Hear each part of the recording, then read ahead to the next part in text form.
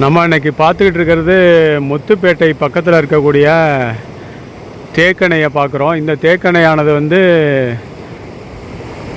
மேட்டூர் டேம்லேருந்து தண்ணி வருது. அதுலேருந்து பாசனத்துக்கு கல்லணைக்கு வந்து கல்லணையிலேருந்து ஒரு 5 ஆறுகளாக பிரிந்து 3 ஆறுகளாக பிரிந்து அதுக்கப்புறம் நீடாமங்கலத்தில் வந்து 3 ஆறுகளாக பிரிந்து கடைசியில் கோரையாராக இந்த திருவாரூர் மாவட்டத்தில் பாசனத்துக்கு நிறையா தண்ணியை கொடுத்துட்டு அதுக்கப்புறம் இப்போ வந்து இங்கே வந்து கடல் முகத்தில் வந்து விழுகிற இடம் இது வந்து அப்படியே வந்தால் இதுக்கு பிறகு பக்கத்தில் பார்க்குறது வந்து இது வந்து நீர் தேக்கணை ஒரு 4-5 அடி தான் வச்சுருப்பாங்கன்னு நினைக்கிறேன். நவம்பர் மாதத்தில் தான் எக்ஸஸாக வாட்டர் நிறையா வரும். அதனால் இது எக்ஸஸ் வாட்டர்லாம் அவுட்புட்டு உள்ளே திறந்துருவாங்க. இப்போ வந்து ஒரே ஒரு இது தான் திறந்துருக்குறாங்க. அதை பற்றி ஆனால் பார்ப்போம். இந்த இது வந்து பயமாக தான் இருக்குது. கொஞ்சம் பார்க்கும்போது ரொம்ப தண்ணி போகலை. இருந்தாலுமே ஒரு கண்ணு தான் திறந்துருக்குறாங்க. ஒரு கண்ணு திறக்கும்போது பார்க்கும்போது ரொம்ப கம்மியாக இருக்குது.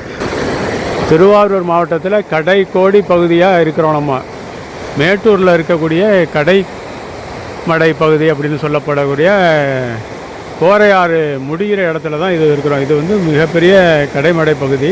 இதில் வந்து மழை தண்ணி எக்ஸஸாக வரும்போது பண்ணிடுவாங்க. இது வந்து ஓவர்ஃப்ளோ ஆகி நிறையா போகும். எல்லா கண்ணையும் திறப்பாங்க. இப்போ ஒரு கண்ணு தான் திறந்துருக்காங்க. இந்த ஒரு கண்ணு மட்டுமே கொஞ்சம் ஆர்ப்பரித்து ஓடுறதை பார்க்கும்போது பயமாக இருக்குது. ஆனால் பல இடங்களில் பார்த்திங்கனாக்கா இது வந்து நிறையா தண்ணியை அவுட்புட்டு எல்லாருக்கும் பாசனத்துக்கு கொடுத்துட்டு கடைசியாக தான் இதை வந்து இந்த இடத்துல வருது. அதனால் கம்மியாக தான் வரும். மேட்டூரில் வந்து 400-420 கிலோமீட்டர் நினைக்கிறேன் இங்கேருந்து அங்கே போய் வரும். இதை பார்ப்போம். இது மாதிரியான அப்டேட்டை பார்க்குறதுக்கு நம்ம சேனலை பார்த்துட்டு புதுசாக வந்திருக்கிறவங்க சப்ஸ்கிரைப் பண்ணி ஆதரவு கொடுக்கவும் கேட்டுக்கொள்கிறோம். இந்த மாதிரியான புதுசாக அப்டேட்டை பார்ப்போம். நன்றி.